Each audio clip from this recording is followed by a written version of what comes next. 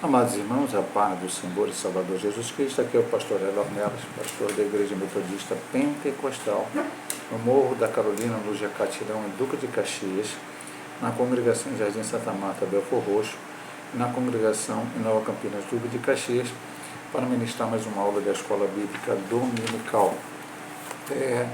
Nós utilizamos as revistas da CPAD, Lições Bíblicas, Classe de Adultos. Estamos no quarto trimestre do ano de 2024 e estudamos o título do trimestre: As promessas de Deus, confie e viva as bênçãos do Senhor, porque fiel é o que prometeu. E hoje, a lição de número 10, que vamos estudar a promessa da proteção divina. Textual: porque aos seus anjos dará ordem a teu respeito, para te guardar em todos os teus caminhos. Salmo 91, 11. Verdade prática: Deus promete sua divina proteção a todos os que são fiéis à sua palavra. Efésios 6, do 10 ao 17 e Salmo 91, do 1 ao 8. Efésios 6. No demais, irmãos meus, fortalecei-vos no Senhor e na força do seu poder. Revestiu de toda a armadura de Deus, para que possais estar firmes contra as astutas ciladas do diabo. Porque não temos que lutar contra carne e sangue, mas sim contra os principados e contra as potestades, contra os príncipes das trevas deste século, contra as hostes espirituais da maldade, nos lugares celestiais. Portanto, tomai toda a armadura de Deus, para que possais resistir no dia mau, e havendo feito tudo, ficar firmes. Estais, pois, firmes, tendo cingido os vossos lombos com a verdade, vestido a couraça da justiça, e calçado os pés na preparação do evangelho da paz, tomando sobretudo o escudo da fé, com o qual podereis apagar todos os dardos inflamados do maligno. Tomai também o capacete da salvação e a espada do Espírito, que é a palavra de Deus. E Salmo 91, aquele que habita no esconderijo do Altíssimo, à sombra do Onipotente descansará.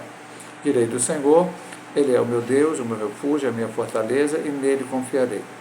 Porque ele te livrará do laço do passarinheiro e da peste perniciosa. Ele te cobrirá com as suas penas, debaixo das suas asas estarás seguro, a sua verdade é escudo e broquel. Não temerás espanto noturno, nem seta que voe de dia, nem peste que ande na escuridão, nem mortandade que assora ao meio-dia. 1000 cairão ao teu lado, e 10.000 à tua direita, mas tu não serás atingido. Somente com os teus olhos orarás, e verás a recompensa dos ímpios. A introdução de nossa lição diz o seguinte: nesta lição, tomamos Efésios 6 e o Salmo 91 para estudar a promessa de proteção que Deus faz ao seu povo diante das investidas do maligno contra as nossas vidas. Assim, ao longo das Escrituras, o inimigo que se apresenta contra nós não é um ser humano, mas um ser espiritual. Por isso a nossa batalha não é contra carne e sangue, mas contra Satanás e seus demônios.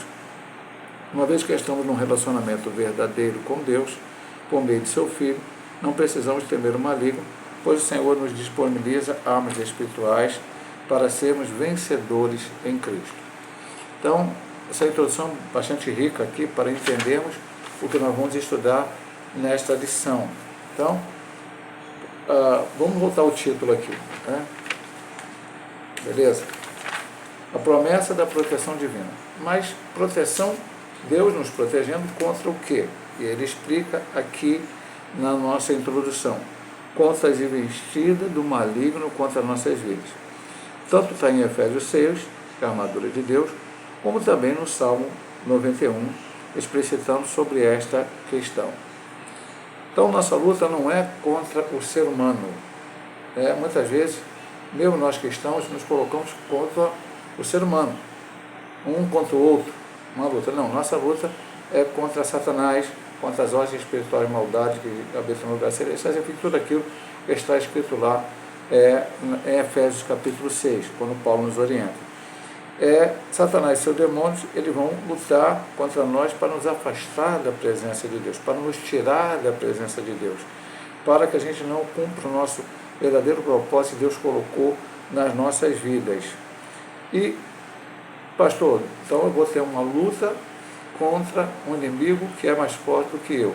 Sim, você vai ter uma luta contra um inimigo que é mais forte que você.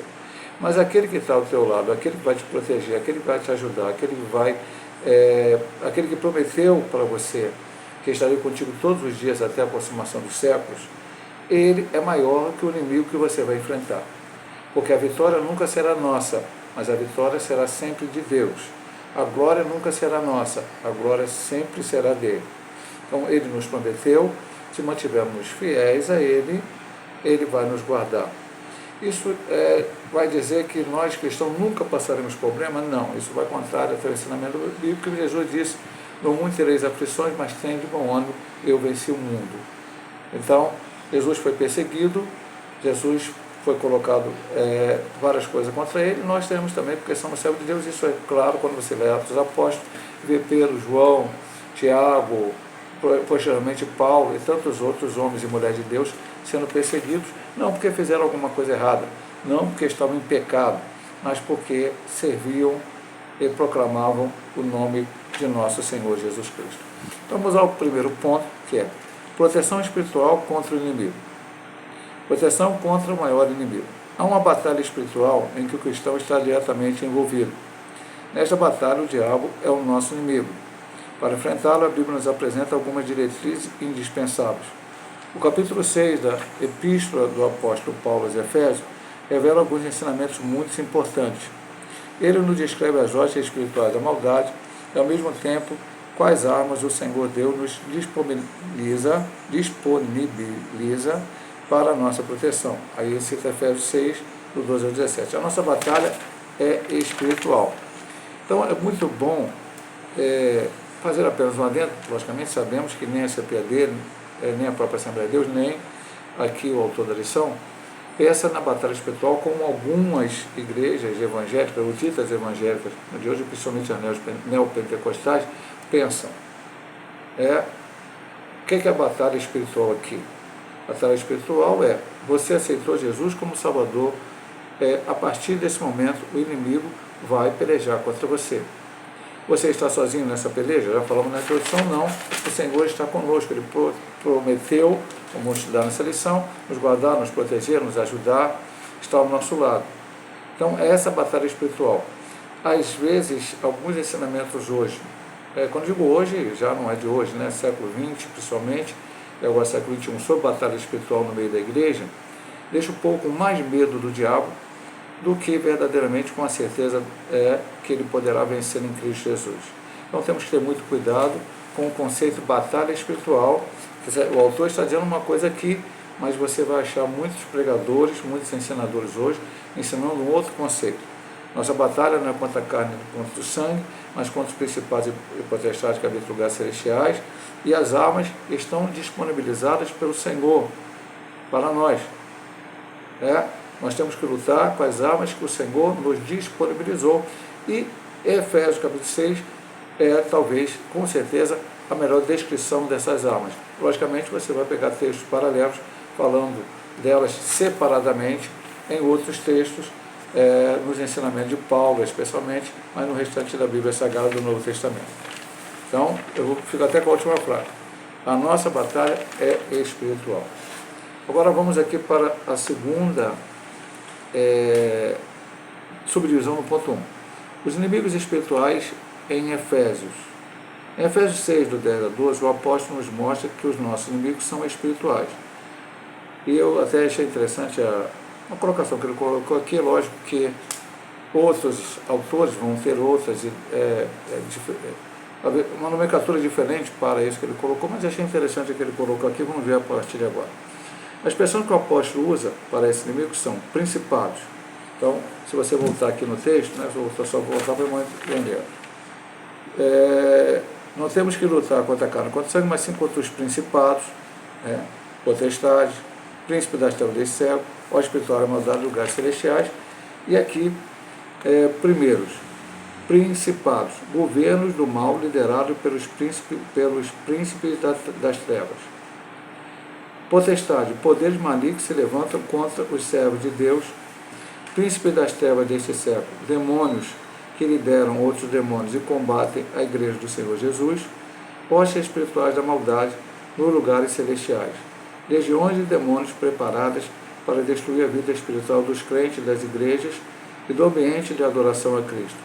Satanás e seus demônios desenvolvem estratégias para tentar deter o avanço da igreja de Cristo. Eu vou falar uma palavra que talvez seja estranha, sou estranha ao ouvido de alguns, que vão um dia ver esse vídeo. Mas veja bem, meu amado irmão, há um ditado popular, não é bíblico: se você não consegue derrotar um inimigo, alie-se a ele. Mas você não vai, quando o ditado diz isso, você vai aliar o inimigo não para ter o mesmo pensamento que ele, mas para, aliado a ele, desvirtuar aquelas ações do seu inimigo. Então, infelizmente, ideias satânicas, ideias que não têm apoio na Bíblia, têm sido pregadas nos púlpitos e têm sido ensinadas. A igreja deixou a essência do Evangelho. De vez em quando eu falo na igreja, ou até de vez em sempre. O Evangelho de Cristo é simples. Pastor, é difícil entender o Evangelho de Cristo? Não. Eu vou dizer para você. E essa afirmação que eu vou fazer aqui, talvez 5 pontos, pode ser que outros definam com 4 pontos ou 6 pontos, não importa, mas a definição é basicamente essa. Jesus Cristo salva, que é a parte principal. Jesus Cristo cura. Jesus Cristo liberta o homem. Jesus Cristo batiza com o Espírito Santo. E Jesus Cristo brevemente voltará para arrebatar a sua igreja. Mas hoje tem evangelho social, evangelho não sei o que lá, evangelho para jovem, evangelho para adulto, evangelho para criança. Não, o evangelho é simples, é o mesmo. Entendemos que muitas vezes, para que determinado grupo possa entender a mensagem do evangelho, tem que ser pregada de uma forma a que ele possa entender. Eu só não posso acrescentar nada e nem tirar nada do evangelho de Cristo para que determinado grupo possa, sim, então, aderir a Cristo, se tornar membro de uma igreja. Não, eu tenho que pregar o evangelho. Então essa luta espiritual aqui, muitas vezes a gente coloca, poxa, Satanás está preocupado com as seitas. Não, as seitas já estão fazendo a vontade de Satanás. Quem está nas seitas, quem está tendo que guardar um dia da semana para poder ser salvo, ou quem está dizendo que transfusão de sangue é pecado, é erro e tal, quem já marcou a volta de Jesus 500 vezes, quem adora santos, idolatra santos e diz que isso é veneração, e coloca veneração como não fosse idolatria, e quem crê em reencarnação, quem crê, estudamos na lição, numa das lições passadas, acho que foi a lição da paz, falsas religiões orientais, que você tem que conhecer o seu eu interior para poder você transcender a tudo. Quem já está fazendo isso, já está fazendo a vontade do diabo. Onde o diabo está se preocupando, as potestades, os principados, essas hostes espirituais da maldade e habitam no lugar celeste, estão preocupados com aqueles que servem a Deus. Como ele diz aqui, dá só alguns exemplos: demônios que lideram outros demônios e combatem a igreja do Senhor Jesus. Isso é o príncipe das trevas desse século. Depois, a espiritual da maldade, lugar celestial. Legiões de demônios preparados para destruir a vida espiritual dos crentes das igrejas, o ambiente de adoração a Cristo. A vida espiritual. O crente tem que viver uma vida espiritual. Eu vivo dizendo, irmãos, isso aqui depois a gente vai talvez tocar em outro ponto da lição. Outra coisa que eu falo sempre à igreja: o crente tem que viver uma vida de oração. O crente tem que viver uma vida de leitura da palavra. O crente, se não tiver nenhum problema de saúde, porque alguns irmãos têm problema de saúde e têm dificuldade em jejuar, tem que jejuar. O crente tem que congregar, ou seja, estar na casa do Senhor e ali receber a orientação, o ensinamento, o doutrinamento, principalmente na escola bíblica dominical. Perfeito? Agora, o crente que não faz isso, ele está vulnerável aos ataques do inimigo. O inimigo vai atacar todos os crentes.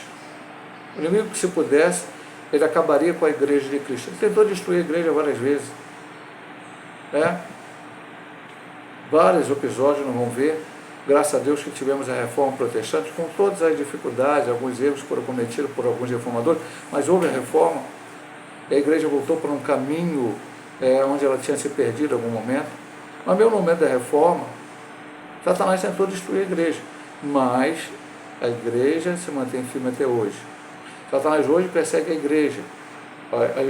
Os países muçulmanos, né, não todos, mas os radicais muçulmanos de alguns países, tentam perseguir o cristão. Saiu da religião muçulmana, aceitou a Cristo, a pessoa passa a ser automaticamente perseguida em muitos países do mundo. Então, veja bem, meu amado irmão, a igreja está sempre sendo perseguida. Mas o maior mal, como eu falei ainda há pouco, não é quando a perseguição vem de fora para dentro, é quando dentro da igreja se deixa de viver o verdadeiro Evangelho de nosso Senhor Jesus Cristo. Agora vamos ver as armas espirituais que temos para vencer essa batalha.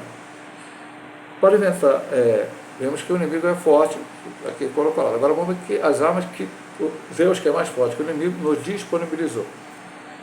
Para enfrentar as poderosas ordens espirituais da maldade, temos uma armadura espiritual, providenciada por Deus, descrita em Efésios 6, 14 a 17. Uma armadura construída pelas seguintes armas espirituais. Verdade. Então, vamos voltar aqui ao texto. Ele diz, portanto, tomai toda a armadura de Deus, cingindo o vosso lombo com a verdade. Então, a primeira coisa é a verdade. Uma arma poderosa contra a mentira do diabo. Em João 8,44, a Bíblia diz que Satanás é o pai da mentira. Ele mente. Mentir é dele. E com a mentira dele, ele tenta enganar os servos de Deus. Temos que andar na verdade. E a verdade, o que é a verdade? A verdade é a palavra de Deus e a verdade é o próprio Cristo. Segundo, couraça da justiça. Uma vestidura que protege o crente dos golpes mortais e das tentações do maligno. Essa couraça vai nos ajudar a proteger da tentação. Estudamos numa lição anterior que o crente é tentado e isso não é problema. Jesus foi tentado, a Bíblia relata em Lucas 4 e Mateus 4. Mas Jesus foi tentado, não você? Vou. E você tentado desde o momento em que eu aceitei a Cristo como Salvador até o dia da minha morte, ou até o dia que Cristo vier arrebatar a sua igreja. Eu serei tentado, você será tentado, os crentes serão tentados. Mas com a couraça da justiça, como ele diz aqui, vai nos proteger desses golpes mortais da tentação.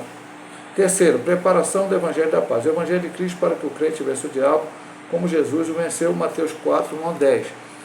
Então, meu amado irmão, eu acabei de dizer, você tem que conhecer o Evangelho de Cristo.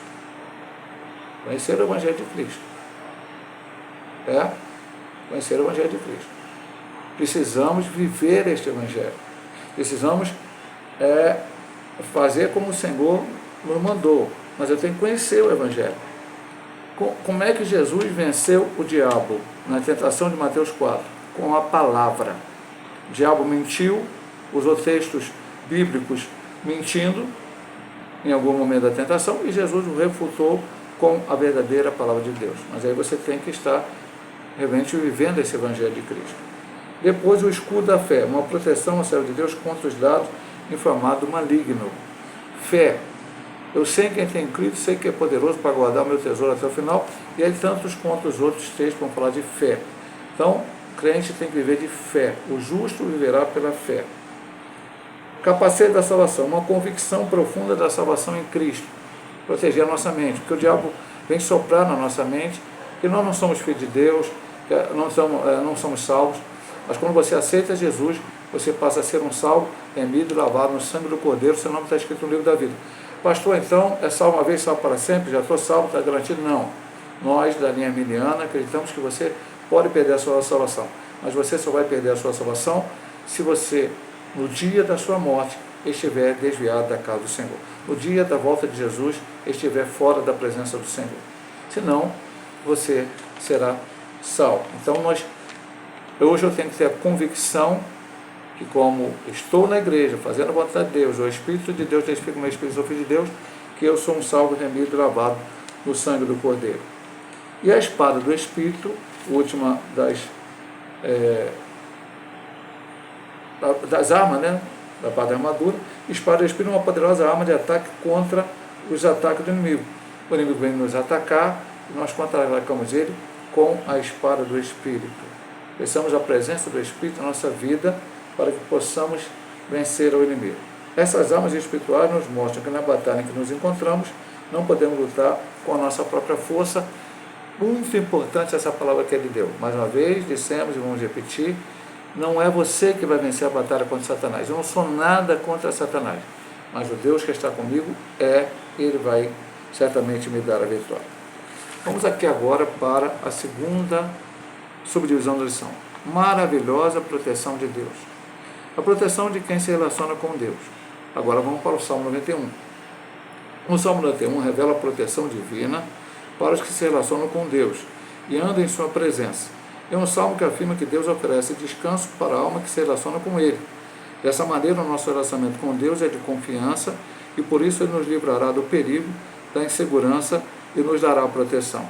Os períodos de intensas batalhas espirituais, contar com a proteção divina serve de consolo e segurança na hora da provação. Recentemente, sem saber até que nessa lição nós estaríamos estudando o Salmo 91, eu preguei bem recente agora na igreja, eu preguei sobre o Salmo 91. Então, vamos começar só apenas o iniciozinho. Aquele que habita no esconderijo do Altíssimo, a sombra do Onipotente descansará. Então lá eu preguei e falei, primeiro, habitar é você estar no... Por exemplo, se eu tirar férias e vou para um lugar e vou passar lá uma semana, eu não habito naquele lugar, naquele hotel, naquela pousada que eu vou ficar, estou ali de passagem. Agora, na minha casa, seja ela própria, alugada, emprestada, mas em que eu vivo cotidianamente, eu habito nessa casa. Então, habitar é estar no Senhor, é permanecer no Senhor, então no Altíssimo. Aí, esse sim, a sombra do Onipotente descansará. A proteção, como ele diz aqui neste ponto, é para aquele que se relaciona com Deus, tem intimidade com Deus. E aí a gente volta para o ponto anterior, que a gente acabou de falar. Como é que eu tenho intimidade com uma pessoa? Aí eu também, um outro exemplo, eu sempre uso na igreja. Em qualquer relacionamento, mas eu vou usar o relacionamento de marido e mulher. Namorado, namorada, noivo com noivo. Você imagina um namorado, um noivo ou um casal que não se conversam, não falam uma palavra um com o outro. Esse relacionamento, seja no namoro, no noivado, no casamento, está fadado a dar errado. Mesmo que eles venham se casar, o que namorou e não se fala, depois noivou e não se fala, e quando casa não se fala. Mas esse relacionamento está fadado a um encerramento, a um esfriamento. E como é que eu falo com Deus? Eu falo com Deus através da oração. Eu não posso esperar terça-feira na Igreja Metodista Pentecostal, Caxias e Congregação Nova Campinas, a sede de congregação, terça-feira.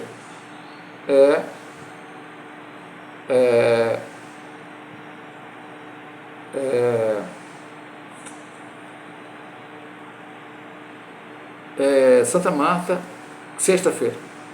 Só esse dia de oração? Não, mas se você viver da oração que você faz na igreja, e às vezes, porque a oração começa atrasada, os irmãos demoram muito no pedido de oração, às vezes é orado 20 minutos, 15 minutos, não. É a tua vida diária dentro da tua casa. E como é que Deus fala com você? A principal maneira de Deus falar com você, a principal, não a única, nós somos pentecostais, é através da palavra.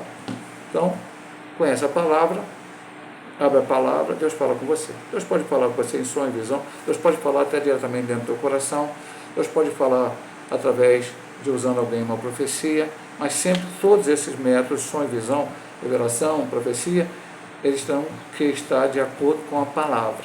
Deus pode fazer isso, então é um relacionamento. Aí você tem a proteção, proteção de quem se relaciona com Deus, essa subdivisão.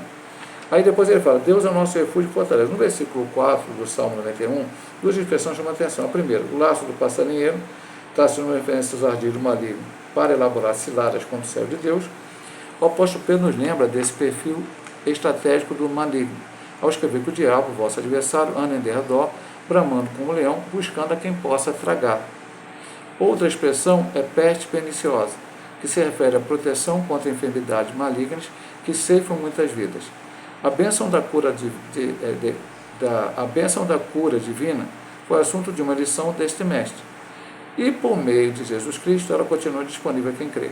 Assim mesmo, passando pelo laço do passarinheiro e pela peste perniciosa, temos em Deus nosso refúgio, nossa fortaleza, e por isso não seremos abalados.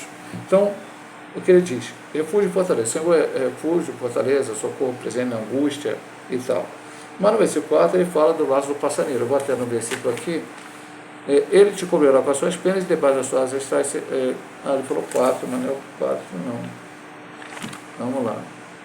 Ah, é o 3, ele está citado errado. Porque ele te livrará do laço do passarinheiro e da peste perniciosa. Então, fala laço do passarinheiro se refere à cilada do inimigo. Ele até fala de Pedro aqui, o diabo, nosso adversário, anda de redor, 5:8 de Pedro, de 1 Pedro, bramando como um leão para redar. Lembrando que o inimigo está em derredor, mas o Salmo diz que o anjo do Senhor acompanha ao nosso redor, ao redor daquele que teme e o livra. E a outra expressão, a peste perniciosa, que é contra as enfermidades malignas que ceifam muitas vidas. E estudamos cura divina. Pastor, o inimigo não vai nos atacar? Vai, mas temos a proteção de Deus, como estudamos no ponto 1. Perfeito? Segundo, vamos ter enfermidade? Vamos. Aí a gente já citou na lição da cura divina que Paulo tinha enfermidade, Timóteo tinha enfermidade, Trófimo tinha enfermidade, Eliseu morreu de enfermidade, Davi morreu com enfermidade, enfim, não teve a cura divina para esses homens. É sinal que Deus não está com eles, que eles estão em pecado, que está alguma coisa errada, que Deus não protegeu, que Deus falhou. Não. Não. Deus promete nos livrar. E na maioria das vezes Ele vai nos livrar. Mas em alguns momentos, pelo propósito de Deus, muitas vezes o propósito na nossa vida, ou na vida de alguém que está ao nosso redor. Deus permite que algumas situações, e não só enfermidade, venham acontecer nas nossas vidas, para que possamos ter a possibilidade de testemunhar de Jesus para alguém, alguma situação parecida. Eu contei recentemente na igreja que eu disse a uma pessoa, estou fazendo fisioterapia, estou cortando o joelho, e tenho evangelizado algumas pessoas naquele lugar, e uma pessoa disse para ela essa semana passada, falei, a pessoa está desviada, ela conhece a palavra. Eu disse para ela, por que você acha que Deus permitiu que o meu joelho desse problema? Deus não gosta de mim, Deus está contra mim, quer me prejudicar, quer impedir que eu vá na igreja, não quer que eu pregue, eu estou em pecado. Não, Deus permitiu que o meu joelho tivesse problema, para que eu fizesse meu tratamento, no final fizesse a fisioterapia, e lá pudesse evangelizar muitas pessoas, porque eu não iria naquele lugar se não estivesse enfermo. Eu não inventaria uma doença, nem que eu tentasse inventar. Na hora que eu for na ortopedista, ela vai tirar uma chapa no teu joelho, ou teu braço, ou qualquer outra parte do corpo. Está ótimo, mas você não precisa de nenhum tratamento. Mas como ali tirei a chapa, vi que meu joelho estava com problema, sofri uma infiltração no joelho, e depois foi dada a fisioterapia, lá eu tive a oportunidade de falar. Então, ele diz aqui no final, nada pode nos abalar. E você vai ver isso, é só estudar a Bíblia com calma. E você vai ver isso na vida de tantos quantos homens e mulheres de Deus, a qual continuaram com a sua fé firme no Senhor, mesmo no momento das dificuldades.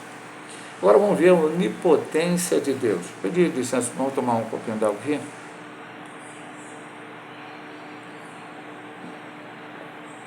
Então vamos lá. O Salmo 91 apresenta a Deus como onipotente, aquele que é o Todo-Poderoso. Essa é a base doutrinária para a proteção divina que, ao longo da Bíblia, é desenvolvida e ensinada. A onipotência de Deus, representada na palavra Altíssimo, no Salmo 91, revela-nos que Deus nos guarda, protege e livra do mal.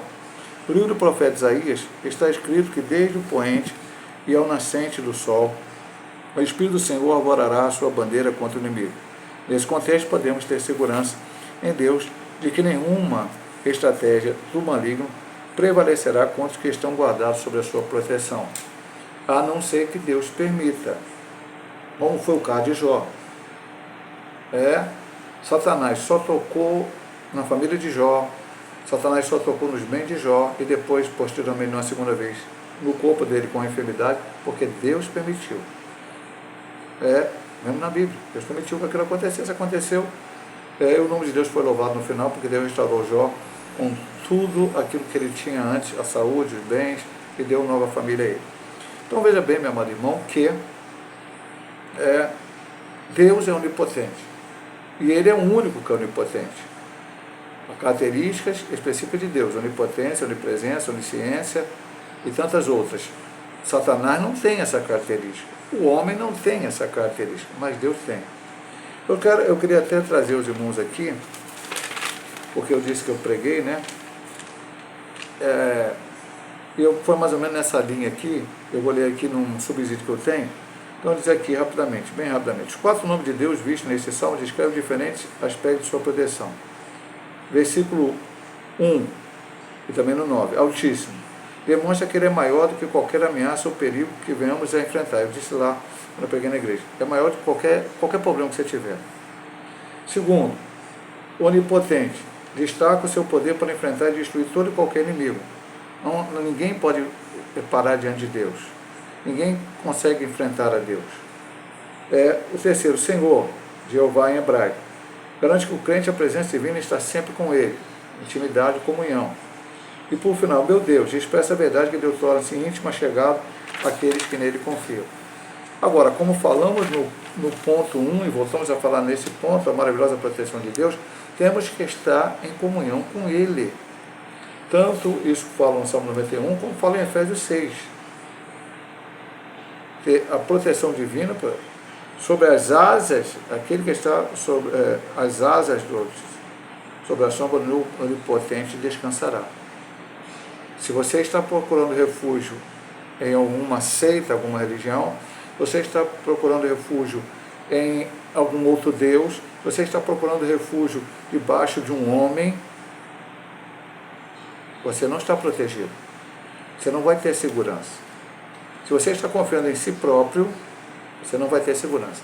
Mas se você está confiando no Deus Altíssimo, poderoso, santo, justo, verdadeiro, aí sim, e se tendo comunhão com Ele, você vai gozar dessa proteção, vai gozar dessa segurança. Vamos lá. Terceiro, promessas de proteção. Os inimigos serão derrotados. Subvisão 1, os inimigos serão derrotados.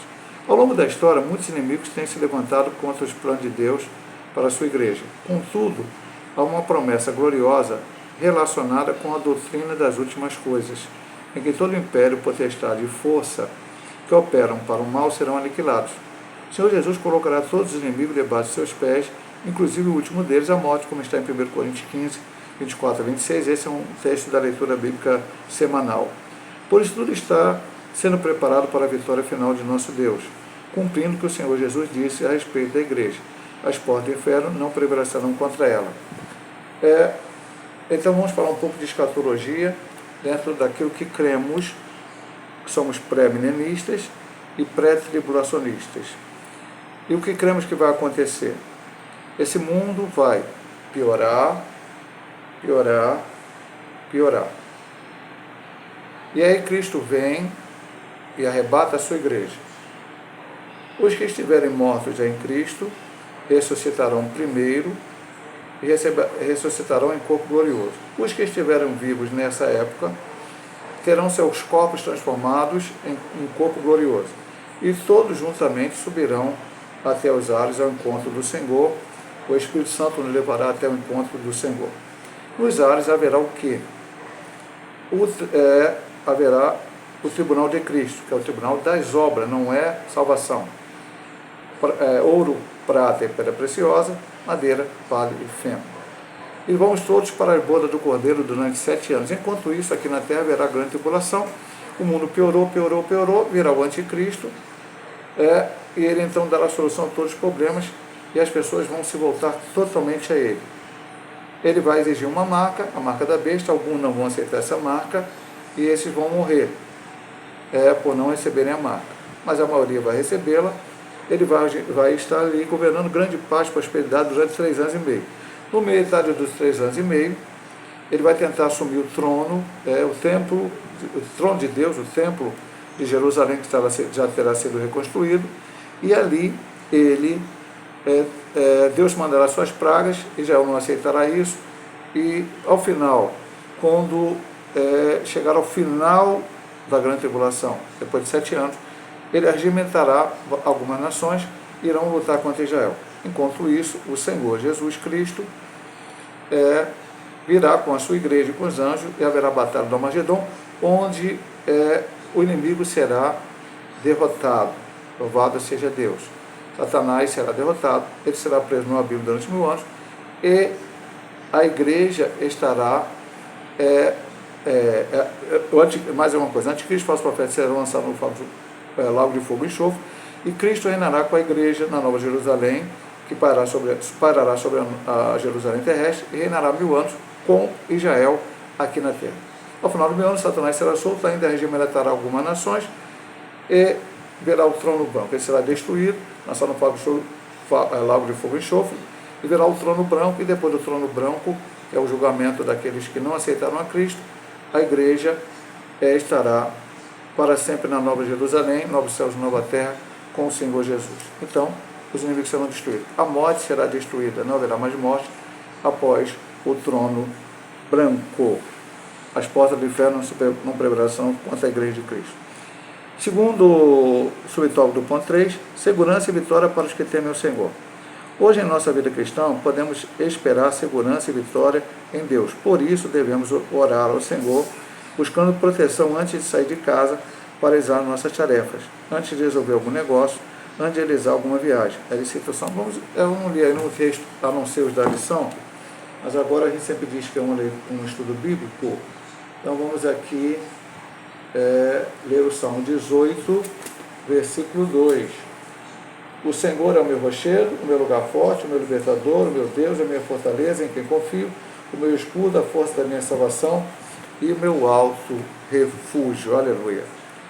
Naturalmente, devemos fazer a nossa parte, sendo prudente em tudo, tomando cuidado com a nossa segurança, porém compreendendo que se o Senhor não guardar a cidade, em vão vigia a sentinela. O Senhor nosso Deus cuida de seu povo. Então, quem nos livra é Deus. Mas temos que ter cuidado. Então, nós vamos fazer a nossa parte. A gente sempre fala isso aqui também. Na ação de Deus, tem gente que não crê nisso.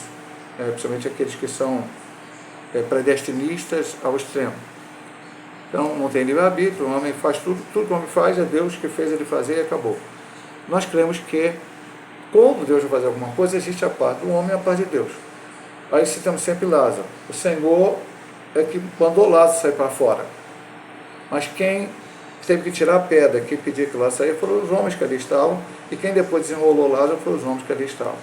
Então, uma parte feita por Deus, e a principal, a maior, inclusive na salvação, tudo é com Deus, Ele que nos convence. Ele só nos deu o livre-arbítrio e faz com que a gente, permita que a gente possa não querer a graça dele.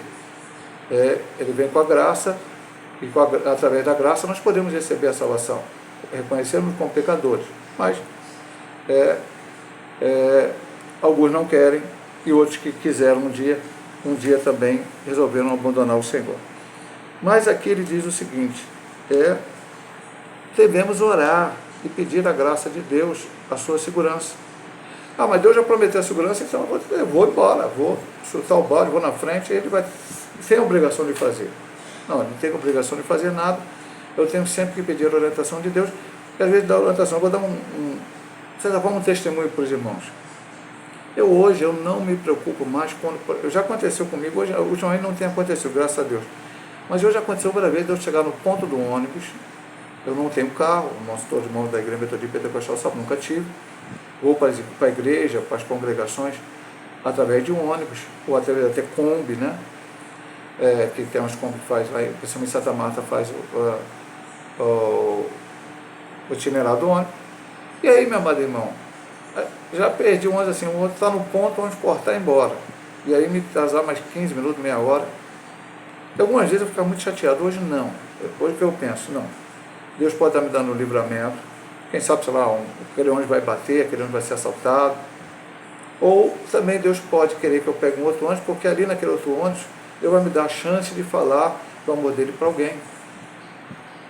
Deus que me queria ali. Então até orienta, Deus, tudo que eu vou fazer, o Senhor possa estar ao meu lado, me orientando, me ajudando, me dando sabedoria, me dando graça, para que eu possa estar dentro de um centro da sua vontade, dentro da sua vontade. E ele diz aqui no final, o Senhor cuida do seu povo e ele tem cuidado de nós. A última subdivisão deste ponto e da lição diz a abrangência da proteção de Deus. Deus é onipotente, tem todo o poder em suas mãos. Deus é onipresente, não está preso a tempo nem ao espaço. Nesse sentido, à luz dos textos que estudamos nesta lição, Efésios 6 e Salmo 91, Deus é apresentado como aquele que protege seu povo. Em muitas outras passagens bíblicas, ele é apresentado como aquele que domina sobre tudo e todos.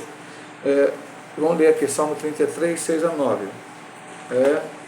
Mais uma vez, uma leitura aqui importante dentro Deus é soberano, né? É verdade. 33, 6 e 9 diz: pela palavra do Senhor foram feitos os céus, todo o deserto dele, pelo Espírito da sua boca não, porque falou e tudo se fez, mandou e logo tudo apareceu. Por isso a promessa da proteção divina abrange a nossa vida e de toda a nossa família. Onde estivermos, a bênção protetora de Deus se fará presente. Aí ele fala do Salmo 46, 1 a 5, Deus é o nosso refúgio, fortaleza, socorro, bem presente na angústia, porque ele é mesmo e tal, aquele todo salmo que irmãos conhecem. E ele é poderoso para fazer cessar as guerras, desfazer as contendas e trazer calmaria à nossa vida. Não obstante, estudamos na lição da Escola Dominical, na lição sobre a paz, que a paz que temos não é a ausência de guerra, não é a ausência de problemas, a ausência de dificuldades. A paz que temos é porque sabemos que no meio das dificuldades o Senhor está presente conosco. Ele não nos abandonou e nunca nos abandonará. Nós vamos ver isso claramente em várias passagens da Bíblia. Certa vez o Senhor disse a Moisés no deserto: esse povo é muito pecador, eu não vou mais seguir esse povo, senão eu vou acabar destruindo ele. Moisés foi e rogou e falou: não, Senhor, queremos a sua presença. E isso é importantíssimo para nós, meu amado irmão. Muitas vezes, e eu também falamos isso recentemente na igreja, eu preguei recentemente, do texto de 2 Reis 6, de 1 a 7, falando sobre um dos milagres de Eliseu, e falava sobre os planos de Deus, os nossos planos, melhor dizendo, temos que apresentar a Deus, depois pedir para Deus ir na nossa frente. Muitas vezes a gente quer fazer do nosso jeito, na nossa hora, como queremos, como achamos que tem que ser feito, e ainda achamos que Deus tem que estar ao nosso lado para nos guardar, nos proteger, nos livrar, e dar suas... Deus, pela sua misericórdia, muitas vezes vai fazer isso? Sim. Deus é bom, misericordioso, mas nós temos que nos adequar à vontade de Deus. É aquele ponto anterior que ele falou: onde saiu, ora a Deus, para Deus te orientar, para Deus dar sabedoria. Se atrasar um pouco, que acontecer um problema, caramba, eu vou perder meu horário, eu vou perder aquele homem. Não estressa não. Talvez seja Deus agindo ali na tua vida para que você seja livre de alguma situação, como eu falei anteriormente, deu meu testemunho, e outras coisas mais. Então Deus vai... Eu vou dar um testemunho aqui, meu amado irmão, de livramento.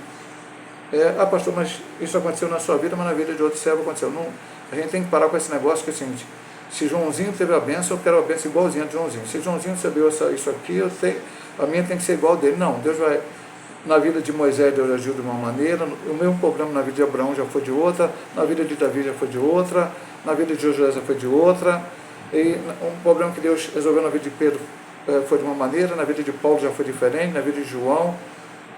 Então não tem que se repetir. Eu vou dar meu testemunho. Nós ajudamos uma pessoa que estava internada no centro de recuperação. Quando digo nós, é a denominação Igreja Metodista Pentecostal em Caxias. Uma pessoa que estava internada num centro de recuperação dependente de químicos, e algumas quintas-feiras no mês eu ia lá.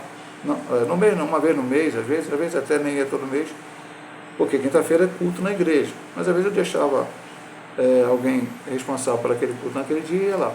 E um dia eu fui com a minha esposa, e lá na quinta-feira a gente fazia essa visita. Tinha um irmão da Igreja Batista, o falecido irmão Celso, grande amigo, né, da Igreja Batista da Vila da Penha. Ele fazia um trabalho, levava jovens lá, pessoas, distribuía alimento, e tinha um culto, e a gente ia lá, falava com essa pessoa que estava internada, conversava com ele, com outros internos também, se alegrava ali, e voltávamos. E quando a gente voltou de ônibus, chegou no lote 15, entraram um rapaz no ônibus e acabaram assaltando o ônibus todo, e não assaltaram eu nem minha esposa. Chegaram a ameaçar o motorista.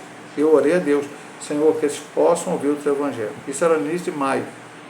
Não me lembro o ano, mas isso tem bastante tempo, muitos anos.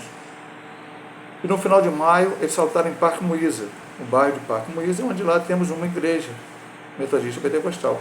E no final daquele ano, o pastor Renato, que estava responsável pela igreja naquele tempo, que é da Bahia, me chamou para pregar lá. E eu preguei e resolvi dar o testemunho, mas na hora eu não percebi, o rapaz estava na igreja.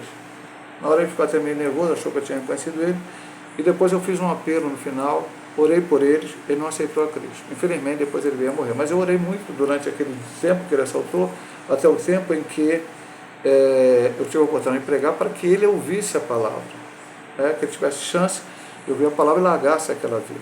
Então, Deus é que protege, Deus é que livra. Pastor, isso quer dizer que o senhor nunca vai ser assaltado na vida? Não, pode ser que um dia eu seja. Até hoje, graças a Deus, não fui. Mas isso não quer dizer que Deus deixou a sua proteção de lado, Deus me abandonou, Deus não me gosta de mim, não. As promessas de Deus, sempre tem que entender. Eu sempre falo, Herodes matou Tiago, e depois foi prender Pedro para matar também. O anjo foi lá, e levou Pedro, tirou ele da prisão, Herodes não pôde matar Pedro.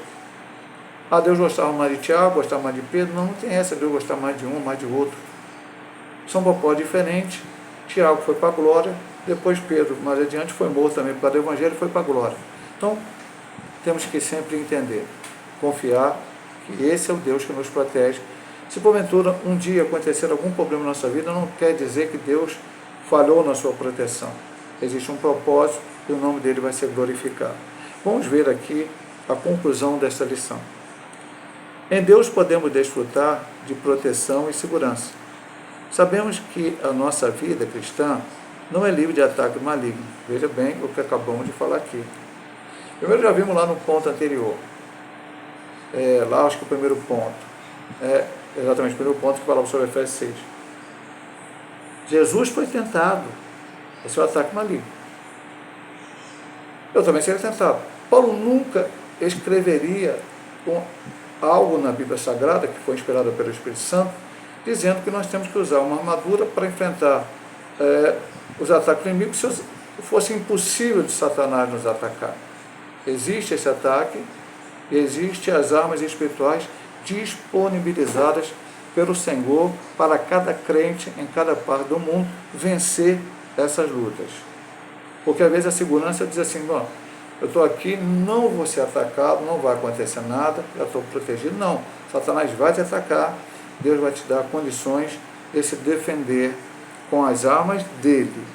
E essas armas terminam com oração. Se você vai lá em Efésios, você vai ver isso. Contudo, temos um Deus que é o nosso protetor e podemos experimentar o seu refúgio e sua fortaleza. O que é um refúgio? E até uma fortaleza. Refúgio é um lugar onde alguém se esconde, porque está em perigo.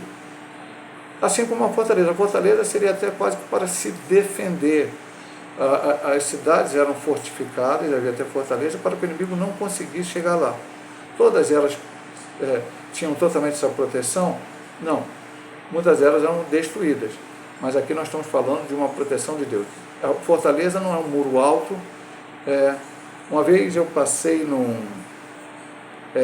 e até a lição um pouco fala isso aqui, lá acho que na introdução, passei no Gramacho, muitos anos atrás, estava escrito, mais ou menos assim, cachorro não guarda a casa, quem guarda a casa é o Senhor, e é verdade que diz lá no Salmo, se o Senhor não guardar a cidade, vão vigiar o sentinela.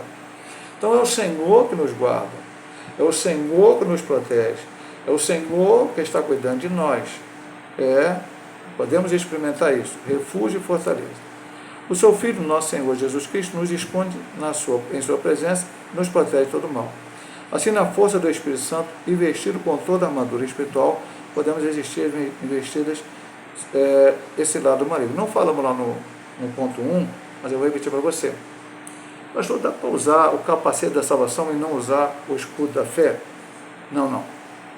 Dá para usar os pés calçados no Evangelho, a preparação do Evangelho da paz, mas não usar outra parte da armadura? Não.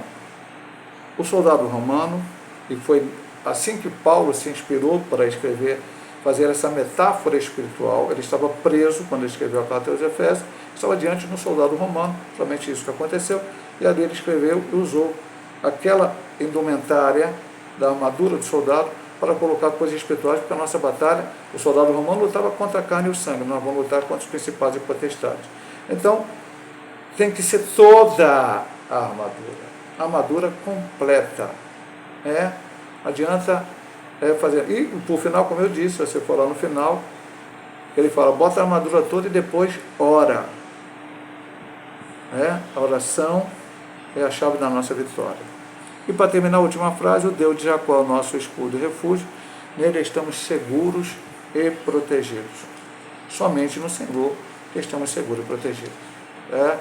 Não tem, a nossa proteção não está em uma instituição religiosa, não está numa denominação evangélica, nossa proteção não está embaixo de um líder evangélico, nossa proteção está no Senhor dos Exércitos, no Altíssimo, em Jeová, no Senhor que é o nosso Deus, como diz o Salmo 91, naquele que confiamos, que Deus possa nos abençoar.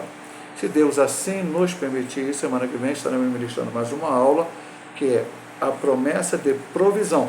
Essa é proteção, a próxima é provisão.